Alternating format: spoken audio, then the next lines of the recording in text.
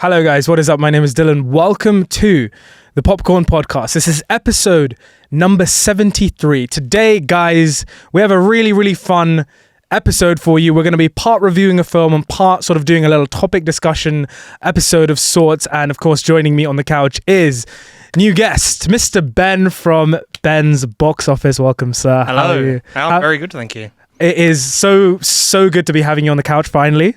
Yeah, I think it's been a long time. Yeah, it's been a couple of months. We've yeah, spoken about it for a little while. we have indeed. We first met a couple of months. I think Henry's Oscar party. Yeah, yes. I think we'd followed each other for a little bit Yes. before then, but that's when we first met in person and had this conversation. And then a couple of months later, Here we are. here on we the are, couch. man. Here we are. It's comfy as well, by the way. Love it. You see, I wouldn't know because I'm never never on sit this on this one. side. This one is not computer. No, I'm just kidding. Glad to have you on, man. Glad to finally be having you on. And of course, you are a film sort of content creator yourself. Yep. You've been doing kind of TikTok videos, social media for how long now? I posted my first ever video on New Year's Eve 2023. So Ooh. it's only just over a year, Yeah, maybe yeah. about 18 months or so. Good stuff, man. I just wanted to get into it because I wanted something creative to do, and films was always stuff that I've been into. Yeah. I just wanted a platform to voice that creativity. Yeah. And TikTok just seemed the biggest thing to do, to be honest. I will say, what your social media handle, your name, BensBoxOffice, is one of my personal favorite. Oh, really? Yeah, man. We do love a little bit of like that alliteration. Alliteration. Yeah. And also, you dude, by a mile, you have the best beard in the entire geekdom. Thank film you. community. Here- Just said, we have a lot of strong beards, Yes. but Craig, I thi- Joe, Yeah. up there yourself as well. throw myself in there. No. Awesome to hear that you've not been doing this too long, but still, growing every day. And then currently you're doing a series on your social media. Yes, like Project 100. Yes, tell which us about is, that. Trying to visit the cinema 100 times in the year 2025. It's more actually seeing the films at the cinema because you might do double bills on a day. I count those as separate times to go. Yep. But it all stemmed really from last year. I think it was 91 or 93 times. And I felt I just got to push it to get that 100. Project 100 it rolls off the tongue for me. So I went and saw Nosferatu on New Year's Day. So I thought, starting the year off strong, first day, we're going to try and bust out 100 this year. Yeah. And it's tougher than a lot of people think it might be to have the effort to go out to the cinema, not just like watch 100 films in a year, loads of people to do that, but to go and have that experience somewhere else 100 times. You start to like doubt yourself when you don't go twice a week or something like that. Yeah, it can get in your head, man. I remember I was trying to do I can't remember. I didn't have like a specific number I was trying to hit on Letterboxd, but the first year I got Letterboxd, when I first started getting it, because it was sort of just coming out of COVID, so I had a lot of free time on my hand. I was doing like 3-4 films a day, and then whenever it dropped to like 2-1, I was like, I'm not hitting it. I'm not. I know, right? Yeah. But it's an exciting year to be doing this. So Project many 100, big projects throughout the year, and I think when I talk to people who aren't filmies or don't go to cinema that often, they're like, 100 films don't even release in a year. People don't realise how many projects actually come out throughout the year. Not just big blockbusters, but indie films or re-releases. Is a big one. That helps me push a lot of numbers. Yeah. Are you on track to completing it? Yeah, I'm currently on 45. I'm seeing 46 tomorrow. Yeah. And then I've got another 2 next week. So my aim is obviously to be on 50 by the end of June, because the end of June is technically halfway through the year. Well on track for that, and with some of the films that are coming out, and I mean July is going to be a massive month as well. I think I'm well on the way to getting it. It's just when it gets to the latter stage of the year, around Christmas time, when everyone's busy with work or family, that's when you need to try and get the numbers in earlier on in the year. Definitely. I'm also trying to hit 50 episodes this year. Oh, really? So this is 73. So we've done 23 this year. Yep. So almost Again, about halfway. Same target. Yeah, definitely, man. And that was our little stats talk for you at the start of this episode. Who would have thought that this episode would have kicked off in this way? Ben. Yes. With every new guest, you know what's coming. With every new guest, we like to ask them a round of sort of quickfire questions, film favorites, we call them here on the podcast, to kind of get to know you a little bit more, what kind of films you like, what kind of films you don't like. Whether people are going to listen to me for the rest of the episode. Oh, yeah, there you go. If you're going to switch off over there. So, Ben, we're going to start with the potentially hardest question of them all. What is your favorite film? I think a lot of people go through this saying it changes every now and then. Mine always flips between two, which is Fight Club and Inglourious Basterds. Nice. I know they're very film bro films, whatever. But Tarantino is my favourite director, and I think Inglourious Basterds is his best project. I would agree with you. Thank you. Yes. And Fight Club is just a nice classic that's out there. The T-shirt, man. Repping it. Gotta rep it. And I love Edward Norton and Brad Pitt. Brad Pitt's one of those actors I think he doesn't get the recognition for the roles that he's played. Yes. And I always go with how much I like an actor by how many films I like them in, and he has many, many roles and many films that I enjoy his work in. So yeah, he's sort of just kind of known as this huge movie star, Hollywood leading man, but people don't realize how actually good of an actor, how many diverse roles he's played. Yeah. What's a film that makes you laugh? Makes me laugh. There's actually a reboot/sequel of it coming out later this year, but the original Naked Gun. Oh yeah, I love the we saw the trailer for that yesterday. I love it. It's one of those films that I could watch time and time again. Always gets a laugh out of me. Good stuff. What's a film that makes you cry? Okay, so going like the other way, I'm going to say Avengers Endgame. Yeah, of course, man. And it's not even in bits that I think people would expect you to cry in. When I went to the midnight release of it, watching Infinity War and then Endgame back to back. And when Chris Evans, Captain America, says assemble for the first time in the final battle scene, that literally gets me going every single Dude, time. I was a mess. It's crazy. I was an absolute mess. The fact that, he was standing there in front of Thanos and the army all by himself, and now he's got the backup, and he finally says the line. Yeah. It just released a load of tension. Oh, yeah. It was the moment in which we dreamed we'd see happen one day, but didn't actually know if we'd ever get it. Yeah, because they balled it at the end of Age of Ultron, didn't they? Yeah, so. and then yeah, and also just having to wait a year for to see that. It was crazy. What's a film you think is underrated? Underrated. It is going to be one of my favourite animated films of all time, and I think it goes very under the radar, which is The Road to El Dorado. Oh, I love that film so much. I think DreamWorks, as much as they sort of live in Disney's shadow to an extent, the bangers that they have out there, like Shrek, original Despicable Me, Road to El Dorado, obviously How to Train Your Dragon. Road to El Dorado flies even further under the radar just because of those big hitters above it. Yeah. I love that film so much. Yeah, great pick. What's a film you think is overrated? I have a couple of classic horror films that I think are overrated, but the one for me is The Exorcist. Oh, okay. Okay. I saw that, I think I saw a re-release of it last year in the cinema, and it was the first time I watched it. I think I might have watched it years and years ago, but couldn't remember much about it. I went and saw it, and I was just like, this is so boring. Damn. I don't mind a film that drags on. I don't mind, 3-hour plus films, but it didn't catch me quite how it would probably gather an audience. And I think it just feels really dated to me now as well. That's just how I feel about it. I'm sorry.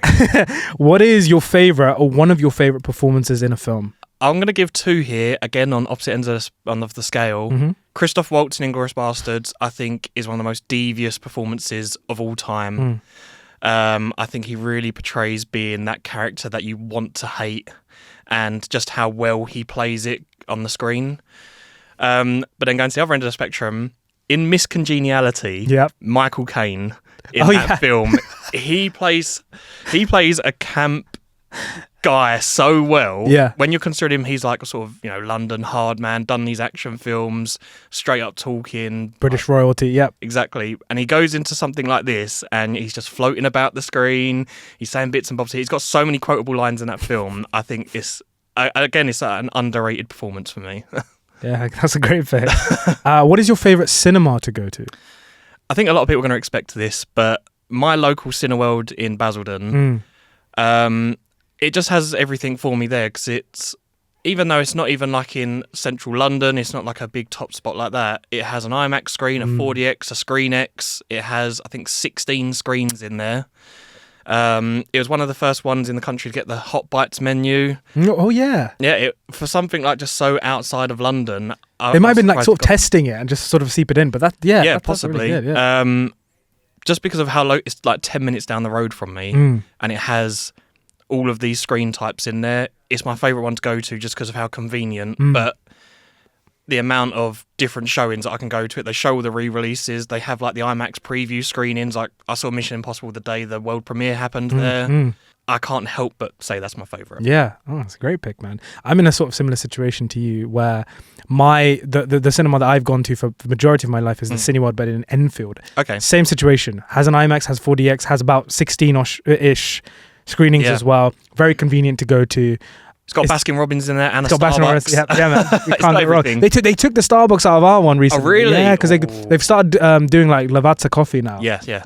Yeah, man. Yeah. It would be uncouth of me if I didn't see my local. Nice. I was gonna say, like, anyone who comes on here and says like the favorite cinema is like the flipping, I don't know, Cineplex, Isle of Wight. I don't know. What is a bad film that you love? Okay, so these are probably more like nostalgic to my childhood, and one of them I know that I'll say people won't agree with, which is Batman and Robin, the George Clooney nipple suit Batman. I will say, as awful as that film is, I have such a fun time watching it. I love it so much. I think I've rated it 4 stars on Letterboxd. I had so many toys of that as a child. Yeah. Chris O'Donnell was Robin, Uma Thurman. Arnold Schwarzenegger's What Killed the Dinosaurs? The lines in it, I like you said, I have a fun time with it, and I get that. That's the thing with films. I know an objectively good film, and I know a subjectively good film. That is a subjectively good film for me. I know it's terrible. I know people disregard it completely, but I love it so much. Fair enough, man. What is your biggest film ick or red flag? So are we talking like in a film or anything, go with the cinema? Anything. I'm going to say something in the cinema, and I know a lot of people say like talking, phones out, that sort of thing. But for me, punctuality. I hate people coming in late to a screen. Yep. Especially for a load of films, set up the subject of the film in maybe the opening 10 minutes, or they introduce characters.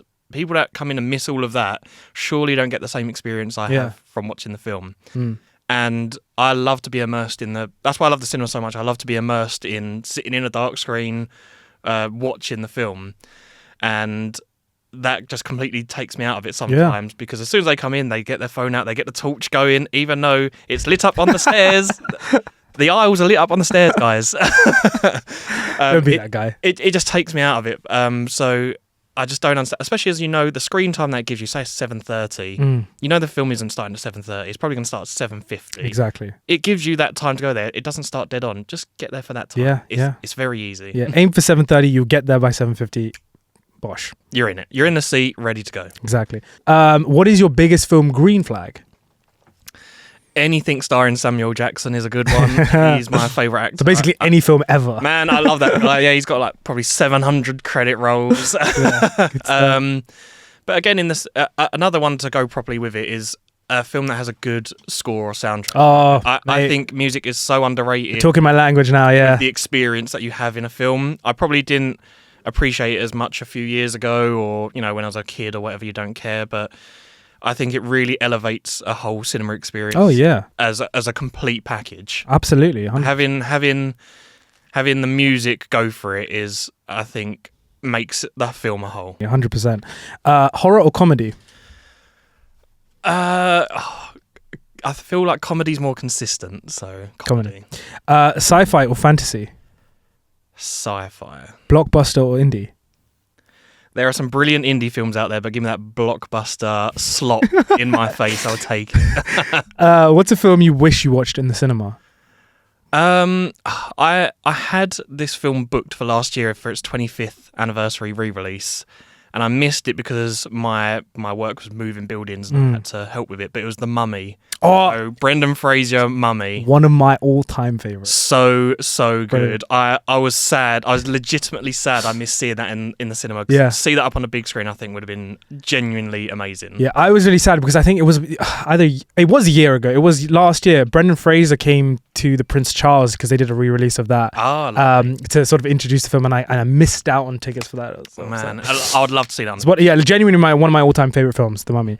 Who's a director whose work you want to watch more of?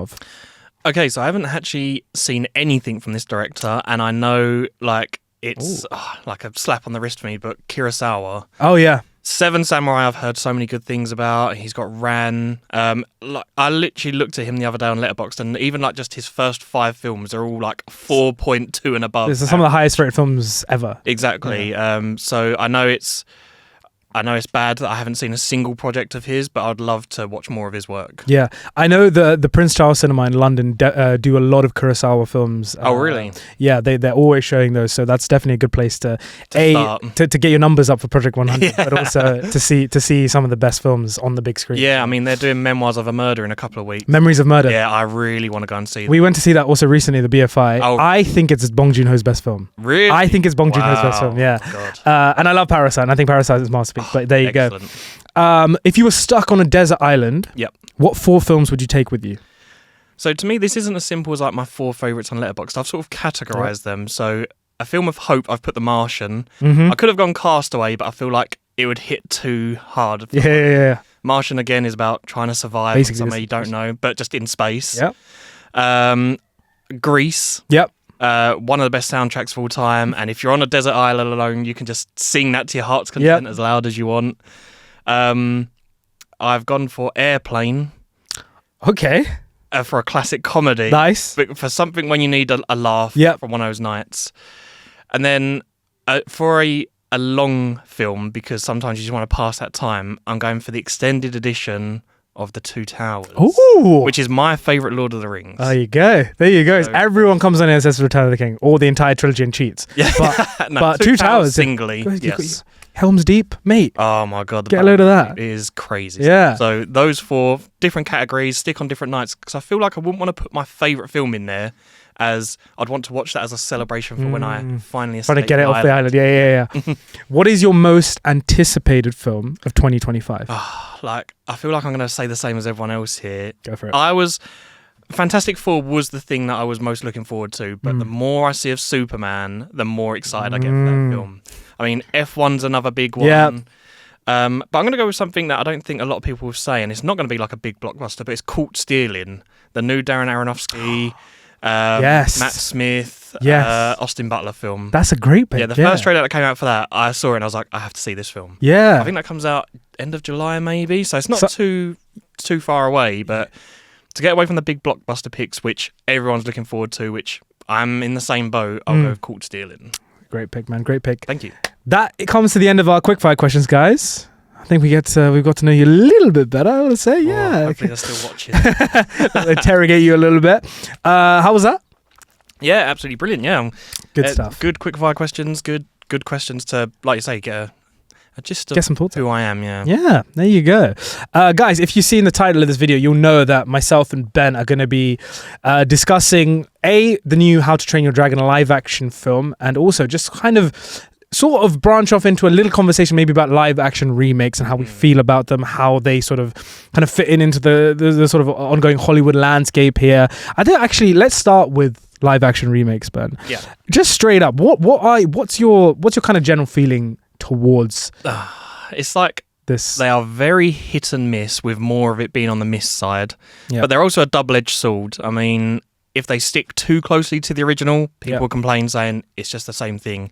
If you verge too far away from it, they're like, you've completely changed it, it's its own thing. I feel like it's such a difficult thing to try and manage for filmmakers and for the general audience. I think all of them are very Marmite, to be honest. I think we've had a couple of good ones recently and some terrible ones. But it's, like I said, very double-edged sword, very hit and miss. But a lot of people see them as money grabs because it's such an easy thing for Disney to turn around and look at their back catalogue of animated films and be like, let's make this live action.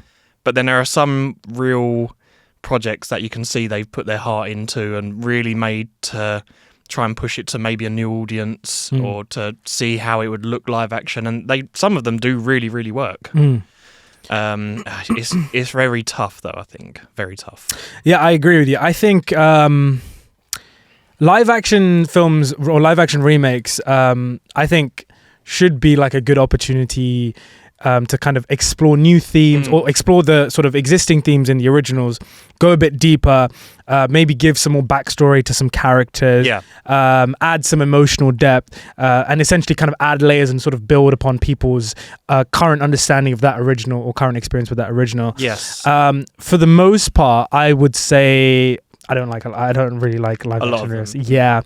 I think for the most part, even the ones that are considered to be on the better side Yeah. aren't like, they're limited because they're always going to be in the shadow of the original. Yeah, I don't feel there's a lot, maybe if any, that people prefer to the. Oh yeah, I don't. Yeah, literally, I don't think there's any. I really don't think there's any.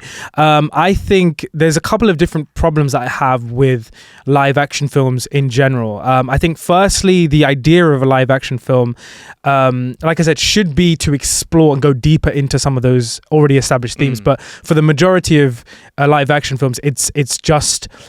The reasoning behind their existence is because the studio wants to capitalize on that nostalgia and just make money. I like, if you take, for example, like The Lion King in 2019, I mean, you have a very competent director in Jon Favreau. Yep.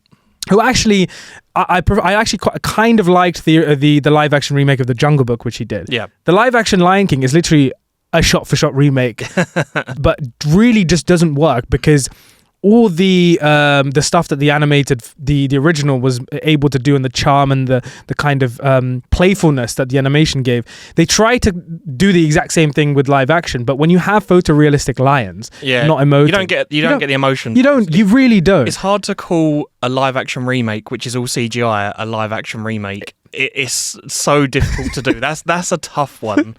Yeah. And like you say, we have people who like maybe grew up in the 90s or early 2000s, like you say, who are children watching those films, who now have their adult money, are going to spend to go out and go watch these films. And that's where you say that's probably where they're trying to grab it. Or if they have children, they're like, I watched the original one of this in the cinema, let's go out as a family and watch this one. It really plays to the audience. Yeah, I think like when I have kids, I'm gonna be that dad who like says you're not allowed to watch the live action remake until you've watched the original. Like, you have to There's no comparison. You can't put the live action before seeing. You have to see what that work is created on. You have to go from that first. 100%. I 100% agree with you. I think, like you said, I think a lot of filmmakers kind of fall into the trap of with live actions in sort of trying to find a balance between faithfully adapting the original, but also kind of pushing their new ideas in. Yeah, but and for the most part, I just think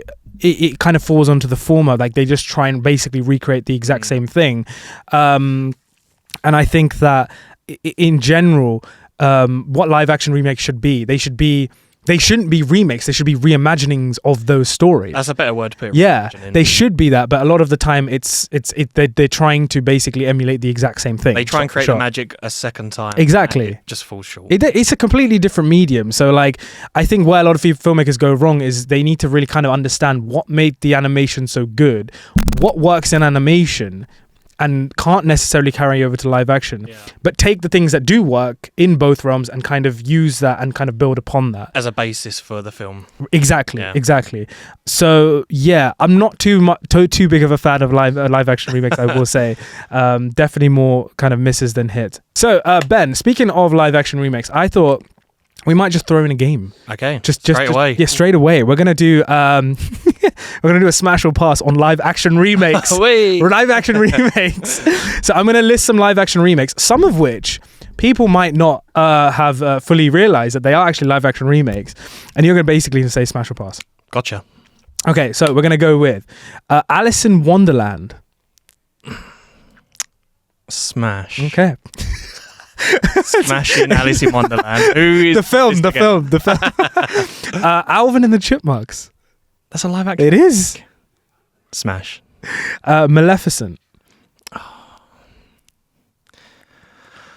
Smash. I think Angelina Jolie really fits the part for that. She does a great job with that. Yeah. Cinderella. Smash again. I think that's one of the better live action remakes. The Last Airbender. Pass. The Jungle Book. Smash. Scooby-Doo. Oh my god! Oh, of course, of course, yeah. That's the biggest smash of the lot. Beauty and the Beast. Pass. I didn't rate that. Didn't love it. No. Garfield the movie. Pass. Dumbo. Pass. Snow White and the Huntsman. Pass. Oh, Snow White and the Huntsman. Yeah, still pass. Aladdin.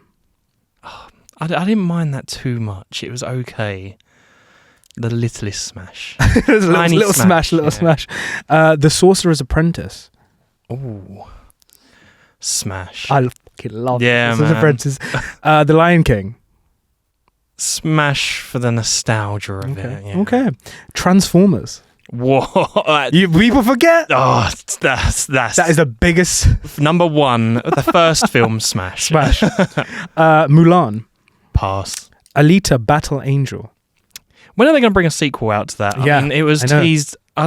When did that film come out? Like maybe 2016, 2019. Also 2018. Yeah, I something think it was like that. earlier. Oh, pass, just because it's just gone nowhere. Fair enough. Cruella. See, this is where I think it's like a grey area. Is that a live action remake? Or is it like a Technically, it's apparently considered to be a live action remake. Okay. Smash. Mufasa. Pass. Snow White. Pass. And finally, Lilo and Stitch. Smash. I haven't seen it yet. Really? Yeah, I haven't seen it. Really enjoyed it. Oh, good stuff. It was really good. Yeah, give See, it a watch. I was wondering for one to come on there, which I think is probably one of the strongest live action remakes, which is 101 Dalmatians. Oh, yeah, of course. Glenn Close as Cruella de Vil is so good. She's brilliant. Yeah. She is brilliant. So yeah, that was a little game. We don't usually throw in the games mid conversation, away, yeah. but there you go, guys. Of course, we've got a film to talk about. Yes. We've got a film to talk about. That being How to Train Your Dragon, the official live action remake of this year, 2025. So Ben, I'm just going to straight up ask you beforehand, before seeing this film, thoughts. Hearing that this film was going to get live action treatment. So I had actually only watched How to Train Your Dragon, the animated version, this year. Oh my first ever gosh. watch. Literally only a couple of months. Wow. I know, yeah. I think it might be because I heard about the live action coming out and I knew I was going to end up going to see it anyway, that I wanted to, familiarise myself with it. So I was excited to see it come out, just to see, because this is like a mixture of CGI creatures with live actors, not like Lion King where it's all CGI. Yeah. So I was pretty excited for it to come out, and after watching the animated version, I was like, oh, they're going to cook with this. Yeah. And loved it. I thought, it's one of those ones where this is one that you can see that they put heart into it. I loved the fact that Gerard Butler came back to play himself, Stoic. The actors that they chose for all the kids, Hiccup, Astrid, I thought all of them performed really well. And the score, like we were We'll talking get about to that. earlier. Yeah, oh we my will God. get to that. Yeah. Crazy good. So on a whole, you had a great experience with it. Yeah, really, really good. Good stuff. I will say, despite my sort of pessimistic views upon live action films, when I first heard that How to Train Your Dragon was getting the live action treatment, I'd be lying if I said I wasn't at the very least intrigued to see what they would do with it, because I have such like a soft spot for fantasy. I remember like kind of in my view, like the kind of golden era of fantasy, like the young adult fantasy of like the 2000s, like the Narnias and like Sorcerer's Apprentice and Prince of Persia, like all these like cool fantasy films that aren't like masterpieces but had a special sort of time. Yeah, of course, yeah. And I thought Aragon, for example, it's not a great film, but when I was a kid, I loved that film. Yeah, 100%. So I was like, maybe How to Train Your Dragon will kind of recapture some of that kind of nostalgia I had for that period. And also, the original How to Train Your Dragon is one of the great animated films of the modern era. It really is. So yeah, despite my pessimistic views overall in live actions, intrigued. I had an eyebrow raised. I was like, okay, this is gonna be interesting. Yeah. I think How to Train Your Dragon, just as the animated films, all three. I don't know if you've seen 2 and 3. I haven't seen the third. I've seen the first 2. All three are brilliant films. All three are brilliant films. I know some people actually prefer number 2 to number really? 1 as well. I prefer number 1 to number 2. Same here.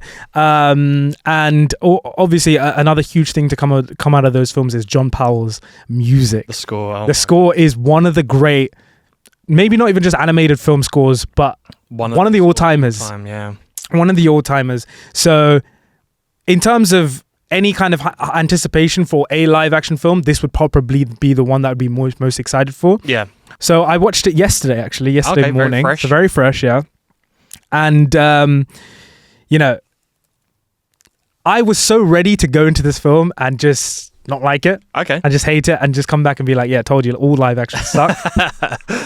But guys, it's just good though, isn't it? It's just good. So good. It is just good. I mean, part of me can't tell if the film is actually okay, and I'm kind of blinded by the fact that I know It's your bias of the first. exactly. The You know the path that is laid out for the characters before they even make that choices. yeah. You know what every single decision is leading to. Yeah. So I don't know if like when watching it, I can see the logic before before they've even done it. Yeah. So I haven't had a completely sort of natural experience compared to someone who had never seen. You didn't have like a blank thought going in. Exactly. So whether or not that completely works as a sort of standalone film in live action, I don't know. I think it does. I think the fact that this film didn't completely fall flat is testament to the fact that I think the story is universal and it works. Yeah, what you saying earlier about with live action remakes, they try to dig deeper into arcs and to storytelling. I think they do this in this with a lot of the characters.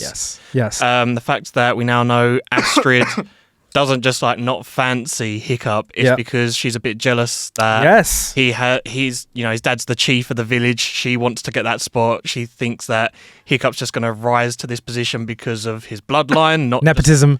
Just not he's a nepo baby. Yeah, nepo baby. Not just because of he's one of the greatest Vikings, because everyone thought that she was going to be the next person to step up. Yep. The fact that they dig deeper into I'm forgetting the name now of Stoic, the brave. No, Stoic. Is it Snout Trout? Yeah. The one whose part dad is. Yeah. Snoutlot. Snoutlot. Yeah. The fact that he has daddy issues. Man. He's trying to impress his dad to be the best Viking. You don't get any of that in the original. I think they really dig into character arcs in this one more. Yeah. I think a lot of people don't realise that this live action version is like 25-30 minutes longer than the animated version. Yes, it is, yeah. And they've even cut bits out that aren't in the original and have added all this new stuff. So it's not just filled with blank void. Yeah. They've actually got some depth to it now. Mm-hmm. And I think that's what they explore best in this film is the human character side of it. As much as I know a lot of people don't think they got as emotionally tied to it between Hiccup and Toothless, and there are some scenes like after Test Flight when they're on like a cliffside and they get the tiny terrors that come up to them, and that is meant to give exposition of dragons aren't fireproof inside. You don't get any of that, but I don't think that you really need it. No.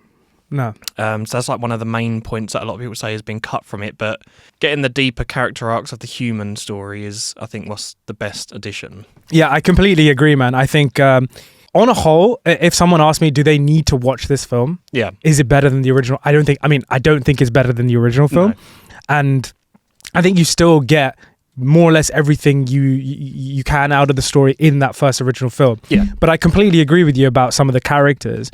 I think, you mentioned Astrid. Let's start with Astrid. Astrid in the original was, I never really used to like Astrid much. I always thought she was a bit of a dick beforehand, but in this version, she actually has a motivation for sort of not really disliking him. Yeah, like the whole nepotism thing. She wants the big house on the hill. She wants to be chief, She doesn't understand why he, in their trials, why he is doing so well without actually having any combat experience whatsoever. Exactly, yeah. So it makes that kind of arc and that relationship she develops with Hiccup a bit more sort of fleshed out, I would say, a bit more kind of developed. Yeah, on it's not a whole. Just like love interest, don't like you back, end up liking you for whatever reason. There's actually like some meaning behind it. Exactly. And I also think like Mason Thames, I think that's how you say his name, who plays Hiccup.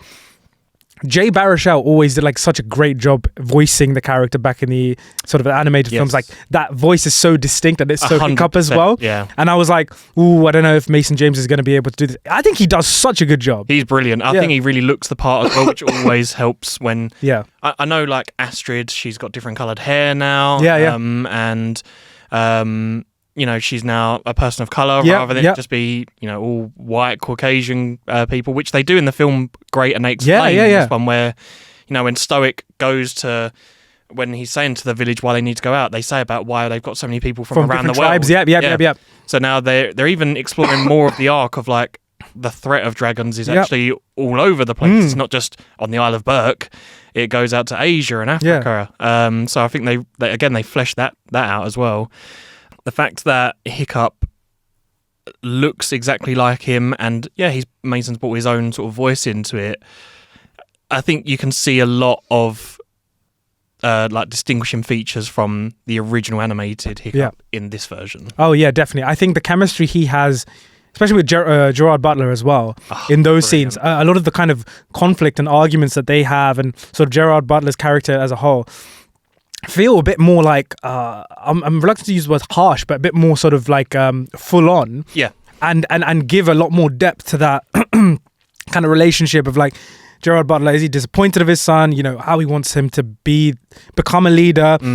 His mother is mentioned a lot more in this film as well. So rather than just when he's giving over the helmet over. Exactly. Yes. Valka. Which, speaking of which, does that mean Cate Blanchett is going to come back and play her in the second one? I could see her doing this. Yeah. I mean, the fact that they've already greenlit the second one to go out, I think it comes out, it's like 2027 it comes out, so it's still a little while away.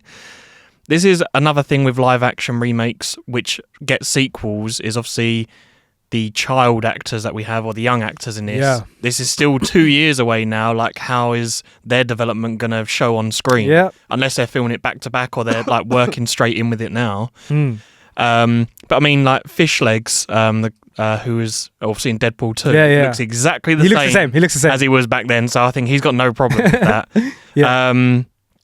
But I mean, with like makeup and hairstyling and brilliant that now, I don't think it'll make a difference, to be honest. Yeah. And the fact that they're pretty much all sort of up and coming actors as well, it just adds to their resume, and I think they're only going to get stronger with the work that they do. Absolutely. And I think literally all of them, like Tough Nut, Rough Nut, Fish Legs, were all brilliant in this film. And yeah, the relationship with Astrid and Hiccup, the development of it, like you said, this film felt more grounded and more realistic, which they probably wanted to go with for a live action remake, because you can't bring that mystical, magical bits that you get from the animated version.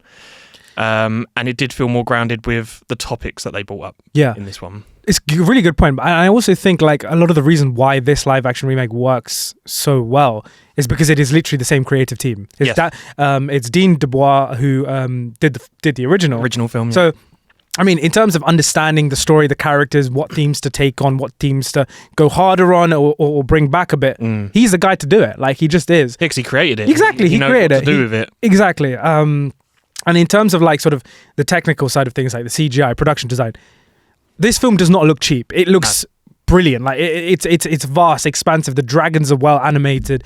The production of Berk is brilliant. Yeah, so well done. I think it's great. Well, after watching it, I said to Lauren, my other half, who I go to all my films with, so thank you, Lauren, for joining me all the time. Lauren. Shout out to Lauren.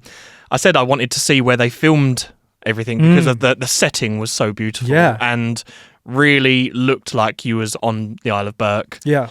And then, like you said, with the animation, I remember when I watched the animated film and the scene at the end with the Red Death going up through the clouds and the fire, because obviously I knew the live action was coming out soon. I was like, I can't wait to see how they do this. And I think it looked... It looks brilliant. I saw this film in IMAX, and it was so good. The sound, the lighting of it. I think it actually brought a more sense of danger seeing it in live action, and there was more tension to it than in the animated version. And like I said, Toothless looks frightening as the Night Fury, but cute and lovable as Toothless. And I think they passed that off really well, making it into a live action character. 100% agree with you, man. I think obviously one of the kind of most notable sequences out of the original, and of course this one, is the test drive scene, which is, I mean, like I said, I was so ready to kind of like go into this film and said, oh yeah, so basically the same. It is a lot of the things that are basically shot for shot remake. Yeah. But when that scene happens, there's absolutely no way I'm not getting straight goosebumps. It's just such a... You can't help it. Yeah, the the sweat, it's just... Especially like you say in IMAX, and I would always try and choose to go to see an IMAX film over a standard screening. And the score really gets elevated in IMAX, and just watching them go over the water, fly over the Isles of Berk, you can't help but just get entranced by it all. Yeah, that's probably the best word for it. Entranced. Yeah, you're just your eyes are glued to the screen. Your ears are hearing every violin note, every trumpet blow, everything. Like, it's incredible. The score is amazing. Yeah, the score is great, but also the one kind of if I was to pick a single sound from the entire thing to kind of really experience in IMAX, it is the kind of Valkyrie kind of scream that the Night Fury has. You know, when like you can't see him. Yeah, like that noise is just insane. It's so good. It scratches that itch in your brain. Yeah. Oh, it's brilliant. It's so cool. If we were to sort of conclude this review, I think potentially this is the best live action remake. Yeah, it has to be. I rated the animated version 4 stars on Letterboxd, and I rated this one 4 stars on Letterboxd. But it was one of those things of like, I feel like I need to push the animated one up because I do prefer the animated version. Give it a rewatch, I'd say. But giving a 3.5 to this version, it felt unjustified to me. So it was one of those, I was stuck in the middle of what I wanted to rate it, because the animated felt better to me, but this one didn't feel justified enough to drop it down. So I think I do need to watch the animated again and zone in on. I think, but yeah, like with all films, you know, your ratings go up and down over the years, and just if someone were to ask me like, should they go see this? I think if you're a fan of the original, you're gonna love this film. Yeah, it's a very faithful adaptation to the original film, and you know, it expands on some points here and there, specifically with the characters, which was nice to see. I feel like they don't take too much out of the original and add just enough to this one to have it as its own project. Yeah. Well, guys, that was our review of How to Train Your Dragon, the live-action 2025 version. Do let us know what you thought of the film down below in the comment section. We'd love to know what you think. Of course, we're going to head on to some games now. Ben, how are you feeling? I'm feeling good. The fact that we got a game done early doors makes me feel ready for what's to come. Well, this next game is almost like a companion piece to the original game that we just played. Okay. So this game is called Should These Animated Films Get Live Action Remakes? So Ben, I'm going to throw you some animated films. Yeah. And you're going to tell me, in your opinion, whether or not you think or you would be excited to see these films in live action. All right? Right, okay. So, up first, we have Frozen. No, I have such a bad relationship with Frozen. Okay. I used to work at Disney Store, and I worked there when Frozen came out, and it's the worst time of my life. So I'm a straight up no. Shrek. Oh, would it work? I would say yes, just to see how it gets done. I want to see, like handsome Squidward, but as Shrek. I need to see that. The Polar Express. Bring back Tom Hanks. Oh, yeah, let's go for it. Megamind. No. No, that's a no from me. Cloudy with a Chance of Meatballs. Oh, again, another like underrated. Yeah. The first one I think of that is so good as well. Fair enough. The Prince of Egypt. Oh, it has to be done properly though. Yeah, that one of the best soundtracks of all time as well. Yep. Has to be done. That's another one where I think sort of like this, if you take concepts of the original and add some new flavour to it, I think that could work. Yeah. The Iron Giant. Oh. No, I love the original too much to see it get ruined. What if Brad Bird was to come back and do it?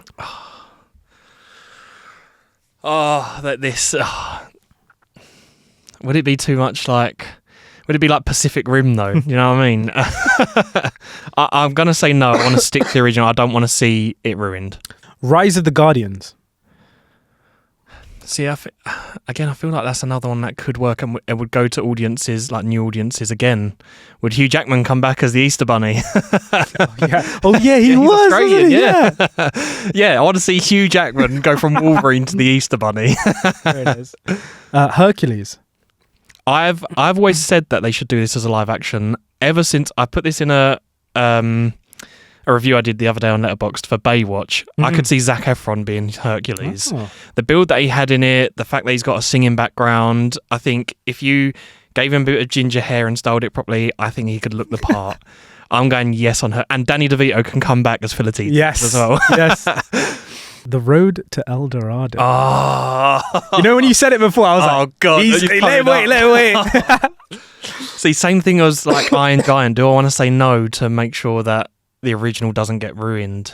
Or would I like to see an adaptation of it just to see what they do with it? Oh, no. You love it. Monsters versus Aliens. No. I like the I like the animation of that. I think, again, that's another one that flies under the radar, but I can't see it working. The Aristocats. Oh, that's my favourite Disney animated film. I know, I picture it like I'm going to say no, even though they've done like Lady and the Tramp, for me, it's just, again, another full, near enough live CGI with a couple of human characters. I will say no to that. Brother Bear. This is like a dearly beloved film as well. I'm going to say no because I feel like the masses will riot. Yeah. The Croods. Yeah, I mean, I think that could work similarly to How to Train Your Dragon, with the fact it's a mainly big human cast with a lot of other creatures involved. So I think that could work, yeah. And finally, Tangled. Now, I think, isn't this in the works at Disney? It's very up in the air. Only Hercules is in the works. Yeah, I'm shocked that it hasn't come out anyway because of how, like, I love Tangled as well. I think it's a really good film, really good soundtrack. I think Mother Goth was a brilliant, villain as well. Yeah, I'm going for yes. Okay. Well, guys, that was should these films get a live action remake? It's a good game. It's good not test. bad. Not bad. The next game we have for you, Ben. If I can make it there. The next game we have for you, Ben, is can you guess the 2025 film from the tagline? From the tagline. Okay. So these are both films that have already been released and coming out. Okay, so I'm going to shoot some taglines. You're going to tell me. You can try and match them to 2025 releases. Here we go. Film posters I've seen. Like, oh god, you should be good at this. Let's see. So the first one we have is Dance with the Devil. Is that Sinners? That is Sinners. That is correct. Yeah. Yes. Prepare for launch. Prepare for launch. F1. Or is it Fantastic Four? That is correct. Yeah, I was thinking with the rocket. Prepare for launch. Oh, of course. I didn't want to give it away too much. He's dying to save mankind. Dying to save mankind. Novocaine? Not Novocaine. You're sort of thinking along the right lines. Yeah, it's got to be someone who takes injury or dying to save mankind. I can't picture it right now. Can you give me a clue of whether it's been out? It's been released. It's already been released. Oh my god. No, I'm not sure. So that is Mickey 17. Oh, oh my god. All right. Not Super, not Heroes, not Giving Up. Not Super, not Heroes, not Giving Up. Thunderbolts. That is correct. Yeah. Look Up. Superman. That is Superman. good. I was gonna get you. I knew I had to get that. This one is just Miss Me. It's got to be some sort of sequel because they've got to be back, surely. Oh, Naked Gun. Naked Gun. Miss Me. I'm not sure on that one. So that is Megan 2.0 or Mathregan 2.0. Oh my god! Hold on to your vaginas. Up next we have When Masters Unite, a New Legacy Begins. Masters Unite, a New Legacy Begins. Oh my god, that sounds so deep as well. Again, I'm putting a blank. Masters Unite, a New Legacy Begins. No, I'm short on it. So that is Karate Kid Legends. Oh my god. And finally, Ben, we have Time Didn't Heal Anything. Time Didn't Heal Anything. We're not going for Jurassic World Rebirth, are we? Not Jurassic World. Time Didn't Heal Anything. Oh, I feel like I started off so strong and now I'm falling behind. It's got gonna be one of those. As soon as you say it, I'm gonna kick myself. It's not obvious. Oh, really? As in, like, there's nothing in that That like signifies what goes with it. Time didn't heal anything. I think you still kick yourself, but like, it's I'm not sure. so that is 28 years later. Yeah. It's a tough one. That was a tough one. I get what you mean. That it doesn't really give anything away. It doesn't. Still goes with it. Kind of. Yeah. So yeah, that was game number 3. That's not too bad. That wasn't Sorry, too that's bad. good. You did pretty well. I'm okay with that. Yeah. I got the main ones, which I'm happy about. Yeah. I was gonna say, like, if you get messed up on it, yeah. That's it. For our 4th and final game, Ben. Yeah. We have a podcast classic here. This one's called 3 Films, 1 Actor. So I'm going to give you 3 films. Yep. And you're going to tell me who the common actor is amongst all those 3 films. Okay, got you. Cool. So first up, we have No Time to Die, Night at the Museum, Oppenheimer. Rami Malek. That is correct. Rami Malek is correct. Yes. Up next, we have The Big Short, Asteroid City, Babylon. Asteroid City and such a massive cast to it as well. Margot Robbie. That is correct, yeah. Margot Robbie is correct. Up next, we have The Florida Project, The Northman, Poor Things.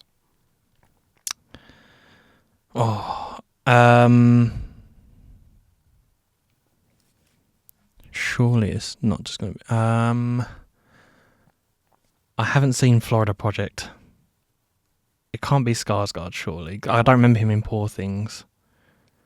Willem Dafoe. That is correct, yes. Willem Dafoe, there you go. I'm trying to picture who was in the other 2, yeah. Willem Dafoe was crazy in Northman, by the way. Yeah. Like he is in everything. That one was going to be dictated on whether or not you had seen The Florida Project. Because literally the only sort of famous actor in that film is Willem Dafoe. Yeah, so, okay. Yeah. So up next we have Borderlands, Indiana Jones and the Kingdom of the Crystal Skull, and Ocean's 8. Okay. Kingdom of the Crystal Skull. Again, I feel like there's so many people in that film as well. And Borderlands. I'm failing on this one. I'm trying to think. Sorry, Borderlands. What was the second film? Indiana Jones and the Kingdom of the Crystal Skull and Ocean's 8. Is Jamie Lee Curtis in? It's not Jamie Lee Curtis. Oh no, I might have to give up on this. So that is Cate Blanchett. Oh my god, like the main character in Borderlands as well. Right in front of you, yeah. Yeah, I know. Finally, Ben, we have John Wick Chapter 3, Parabellum. Yep. X-Men and Kingsman: The Golden Circle.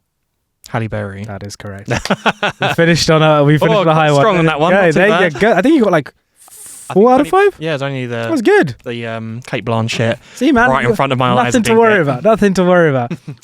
So, guys, that concludes this episode on live action remakes and, of course, How to Train Your Dragon. Thank you so much, Ben. No, thank you. Coming on. Been a pleasure. And chatting, of course. Guys, Ben's socials will all be linked down below in the description box. Please do go give him a follow. Check out some of his stuff. Check out his Project 100 that is going strong, and see if you want to take part as well. We'd love to. Yeah. We'd love to see. We've got a few people involved, so there you go. Yeah, get them all going, man. But yeah, man, thank you so much for taking the time out of your weekend and coming down and chatting with me. It's been so fun. Yeah, no, thank you for having me. It's been a pleasure. It's been a long time coming. Yes, it has. Yes, it has. It's been great. Thank you. Yeah, so happy that we finally just managed to get you on, man. Yeah. Dude, guys, thank you so much for watching. Thank you for listening. Do let us know what you thought of How to Train Your Dragon, the live action remake, as well as your thoughts on live actions as a whole. And we will catch you very soon in the next episode of the Popcorn Podcast. Cheers.